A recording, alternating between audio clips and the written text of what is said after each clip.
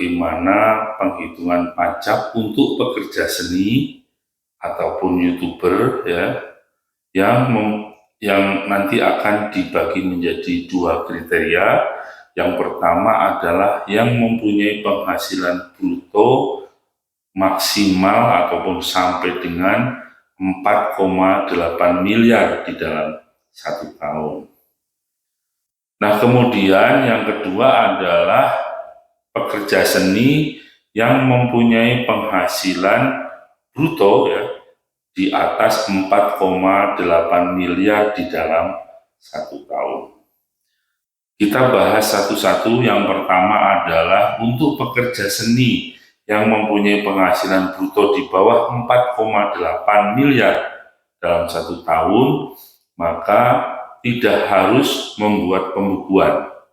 Jadi yang bersangkutan cukup membuat catatan, yaitu berapa penerimaan bruto tiap bulan dari mulai Januari, Februari, Maret, April, dan seterusnya sampai dengan 1 tahun, yaitu Desember.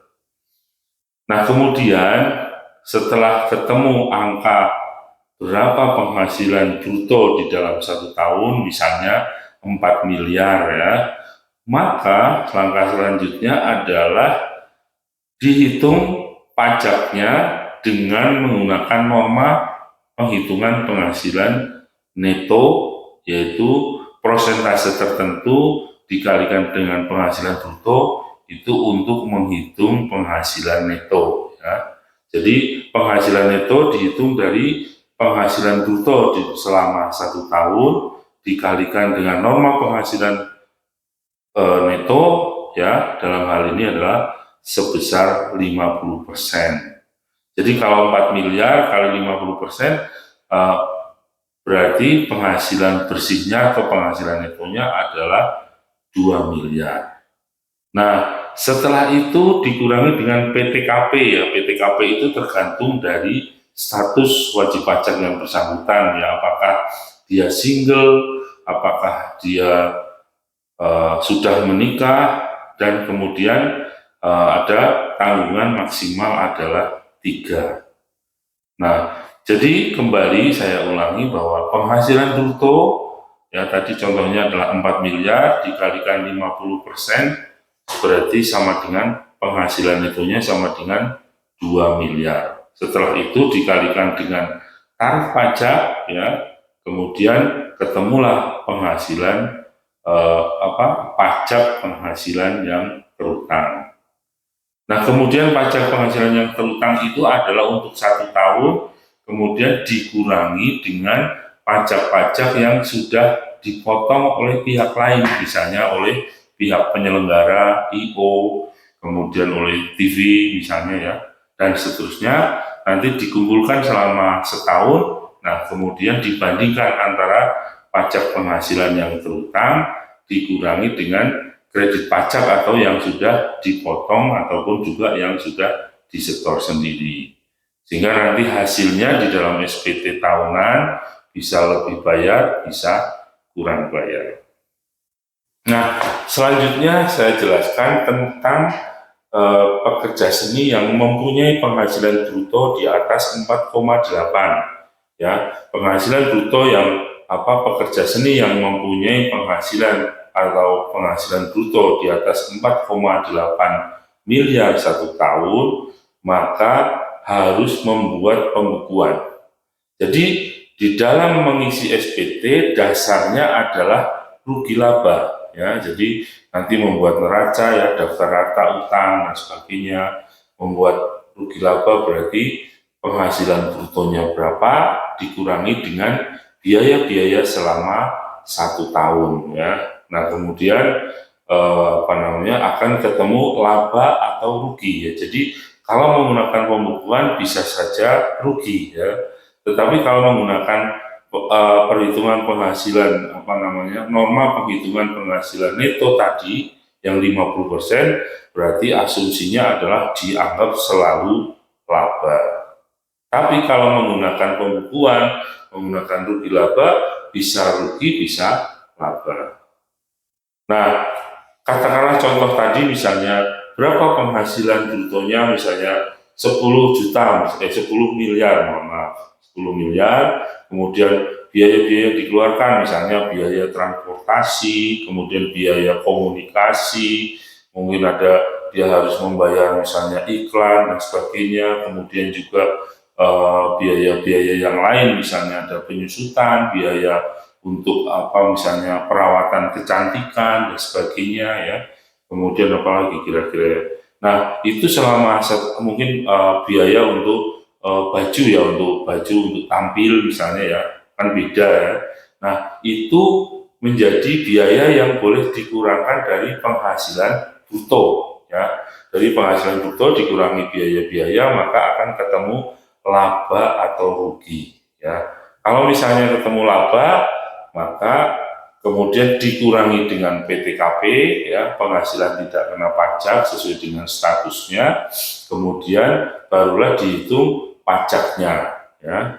Nah, setelah itu dikurangi dengan pajak yang terutang tersebut, berapa yang harus dibayar, atau bisa juga bukan kurang bayar tetapi lebih bayar ya, berarti pajak yang terutang kemudian dikurangi dengan pajak-pajak yang sudah dipotong oleh pihak penyelenggara, oleh stasiun TV, ataupun oleh perorangan yang menyewa kita, misalnya yang seperti itu, atau IO dan sebagainya.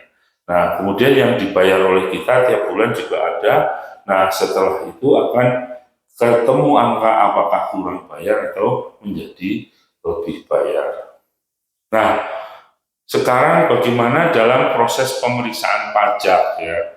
Pemeriksa pajak tujuannya adalah untuk menguji pemenuhan kepatuhan wajib pajak. Ya, jadi tujuannya bukan mencari kesalahan ataupun mencari koreksi dan sebagainya. Tujuannya adalah seperti itu. Kalau untuk pekerja seni yang peredaran usahanya atau penghasilan brutonya di bawah 4,8, maka pemeriksa akan melakukan pengujian atas laporan peredaran usaha ya. Caranya dari mana? Caranya adalah dengan misalnya meminjam kontrak, kemudian bukti potong, kemudian kwitansi pembayaran, kemudian bukti transfer dan sebagainya, termasuk juga mungkin yang lebih simpel adalah rekening koran ataupun rekening tabungan dari pekerja seni tersebut. Nah, kemudian kalau di situ ada selisih dan sebagainya, berarti itulah yang akan menjadi koreksi oleh pemeriksa pajak. Nah, kemudian juga pemeriksa pajak bisa juga melakukan istilahnya, kalau di dalam istilah auditing adalah konfirmasi kepada pihak ketiga ya. Jadi misalnya pihak IO atau pihak stasiun TV atau penyelenggara acara gitu ya. Nah, itu kan ada bukti potongnya dan sebagainya. Nah, kemudian dilakukan konfirmasi, misalnya berapa honor yang dibayar, berapa honor yang PPh yang dipotong, ditransfer melalui rekening apa dan sebagainya. Di samping itu juga pemeriksa pajak itu bisa melakukan buka rekening ya. Jadi buka rekening artinya apa? Artinya pemeriksa pajak itu mempunyai kewenangan untuk membuka rekening atas nama kita ya, wajib pajak yang sedang dilakukan pemeriksaan. Nah, kembali tadi, karena yang kedua adalah pekerja seni yang mempunyai peredaran usaha di atas 4,8 miliar ya, maka dia harus melakukan pembukuan ya, kan ada rugi laba tadi ya. Nah, yang pertama pengujian tadi tentang peredaran usaha itu sama antara pekerja seni yang menggunakan pembukuan maupun yang menggunakan norma penghitungan penghasilan itu. Nah, bedanya adalah kalau dia menyatakan pembukuan ya, otomatis di situ ada penerimaan ataupun penerimaan bruto atau penghasilan bruto dikurangi dengan biaya-biaya. Nah, nanti pemeriksa akan membuktikan atau kan menguji apakah biaya tersebut benar-benar terjadi ataupun biaya tersebut memang dibolehkan secara undang-undang. Jadi misalnya pekerja seni itu biaya kostum misalnya ya, atau mungkin baju ya, kemudian biaya rias, kemudian biaya untuk menjaga kecantikan misalnya, untuk misalnya karena dia adalah harus menjaga penampilan gitu kan, juga misalnya untuk membayar misalnya biaya iklan ya untuk menjaga citra misalnya seperti itu. Nah, itu nanti akan diuji oleh pemeriksa. Nah, setelah itu barulah akan ketemu antara berapa penghasilan bruto, kemudian dikurangi dengan biaya-biaya. Nah, setelah itu akan dibandingkan, ya, berarti menjadi laba atau rugi. Nah, barulah dihitung pajaknya. Kalau rugi berarti pajaknya adalah nol, ya. Kemudian kalau misalnya laba berarti pajaknya dihitung berapa persen kali laba yang ada, kemudian dikurangi dengan pajak yang sudah dipotong oleh penyelenggara, kemudian stasiun dan sebagainya. Nah, itu akan mengurangi pajak yang harus dibayar. Ya. Seperti itu.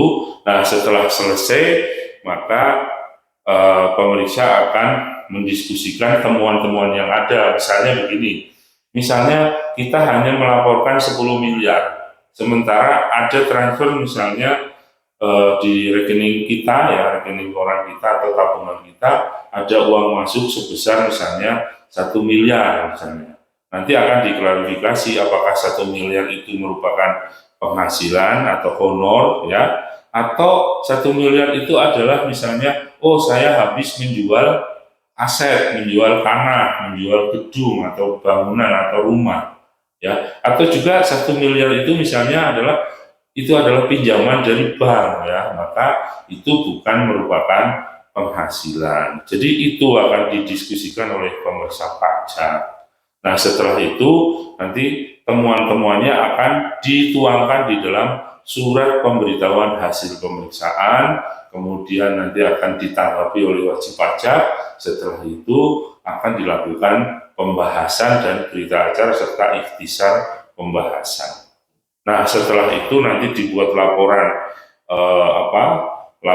hasil pemeriksaan, kemudian itu akan dikirim ke kantor pelayanan pajak dan nanti akan diterbitkan surat ketetapan pajak kurang bayar, bisa juga lebih bayar, SKP lebih bayar, atau SKP nihil. Ya, SKP nihil apabila hasil pemeriksaan tidak ada koreksi sama sekali sehingga tidak ada pajak yang harus dibayar.